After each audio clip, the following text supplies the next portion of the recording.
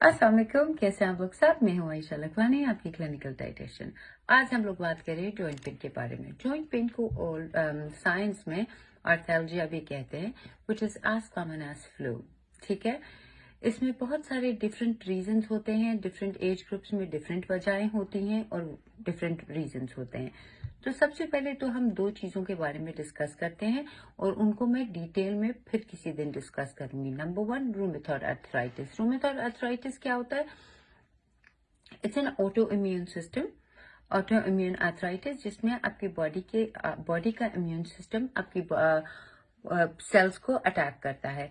इसमें हमारी और भी दूसरी बीमारियां आ जाती हैं, जिसमें हमारा आ जाता है लूपस आ जाता है, और हमारा सोरियासिस आ जाता है, स्क्लेरोसिस आ जाता है, और ये आता है। तो फिर ये काफी बड़ी डिटेल्ड वीडियो बनेगी इसमें, तो हम इसके बारे में बाद में बात करेंगे। फिर हमारा आ जाता है ऑस्टियोआर्थराइटिस। ऑस्टियोआर्थराइटिस 40 से ऊपर की एज में होता है, ज्यादातर लेडीज में पाया जाता है, बहुत कॉमन है औरतों के अंदर।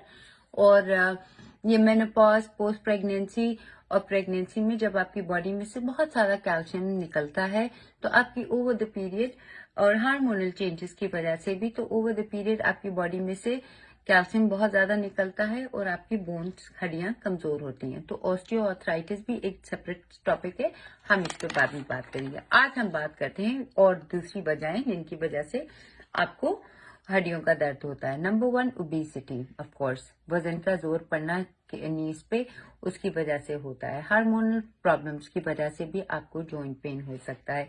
लिवर एंड लंग डिजीज की वजह से भी आपको नी जॉइंट हो सकता है, नी का प्रॉब्लम हो सकता है। बैक पोस्चर, ठीक तरीके से ना बैठना, thyroid, over use of your ligament, अपने नी को ओवर यूज करना, जो कि एथलेटिक्स करते हैं। अब हम लोग बात करते हैं, ये वजहें हैं जिनकी वजह से आपको नी पेन की शिकायत हो सकती है, और दो जो बड़ी वजहें जो मैंने पहले बता दी। अब हम लोग बात करते हैं सिम्टम्स के बारे में। एक सिम्टम होता है जब आपकी टांगों में दर्द, जॉइंट में दर्द होता है, नी में दर्द होता है, वो होता है fluid retention.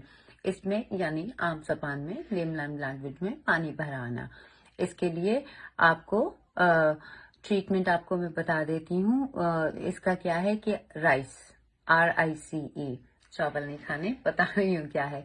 R is for rest, I is for icing, C is for compression and E is for elevation। इसमें आप क्या करते हैं, राइस में जो रेस्ट करेंगे, आप इसको थोड़ा आराम करिएगा।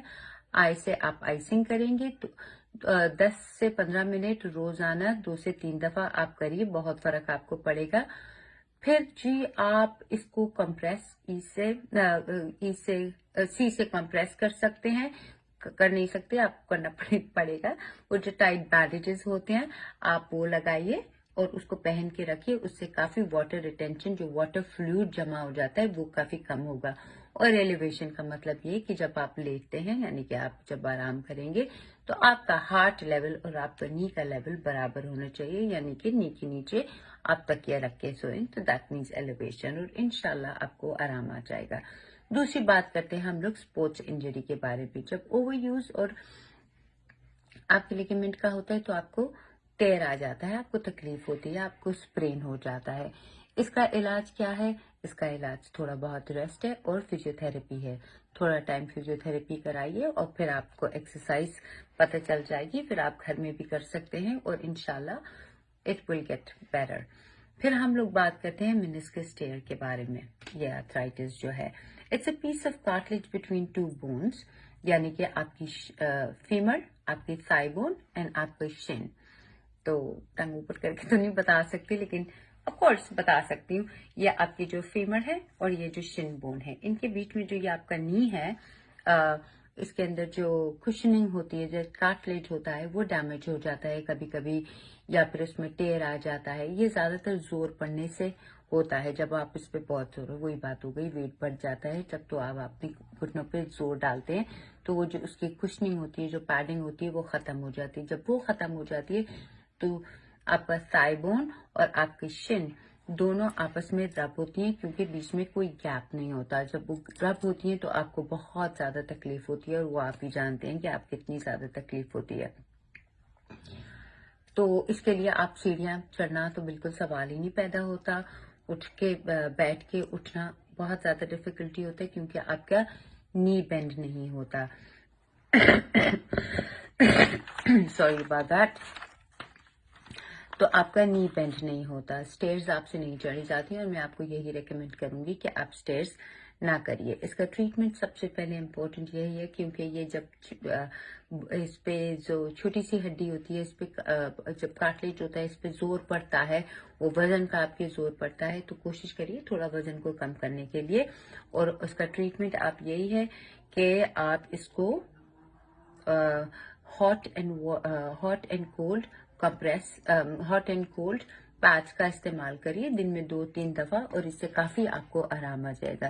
نی بینڈ نہ کریے کچھ عرصے, اور اس سے آپ دیکھیے اور پھر ڈاکٹر کے پاس جائیے, اور اگر آپ میرے ساتھ ٹریٹمنٹ کرانا چاہتے ہیں تو آپ ضرور آ جائیے.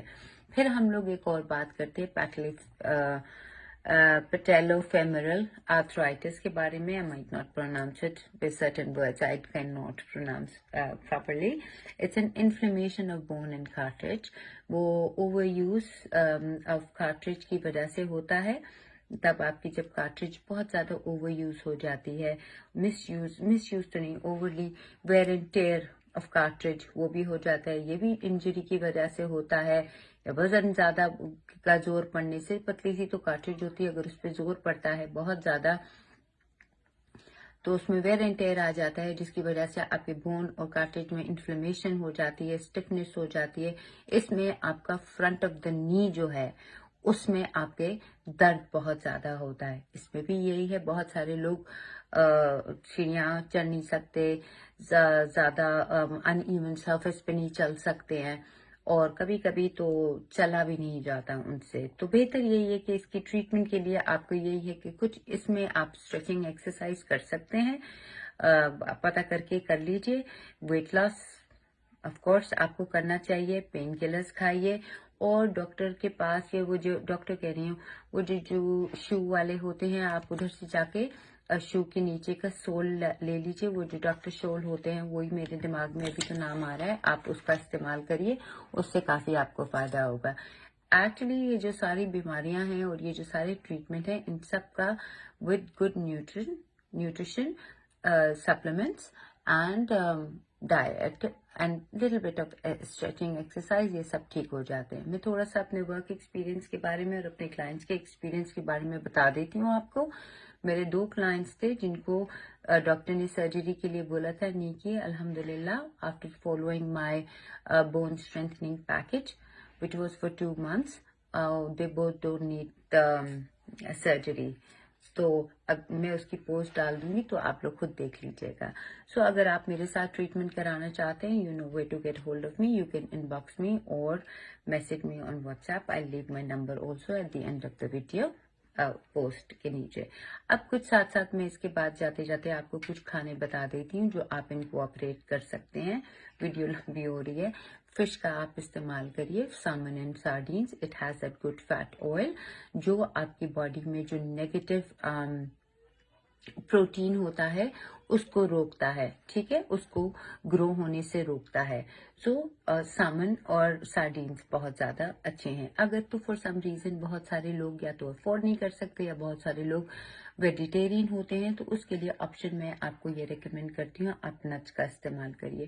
کوئی بھی نٹس آپ کھا لیجیے, مٹھی تو نہیں, 2 ٹیبل اسپون. زیادہ تر میں ریکمینڈ کرتی ہوں والنٹس and آمنڈس. Row آمنڈس and row والنٹس, salted نہ ہو تو آپ اس کا استعمال کریں. چلیں اگر آپ نٹس بھی نہیں کھا سکتے تو آپ فش آئل کے کیپسول لے لیں. ایوری آلٹرنیٹ آپ ان کیپسولز کو لے لیا کریں. روزانہ ان کیپسولز کو لینے کی ضرورت نہیں ہے. پھر ادرک, وہ لہسن, گارلک اینڈ ریڈ انین, اس کا بھی استعمال آپ کریں. یہ بھی آپ کی ہڈیوں کے لیے, انفلیمیشن کے لیے بہت بہترین ہے.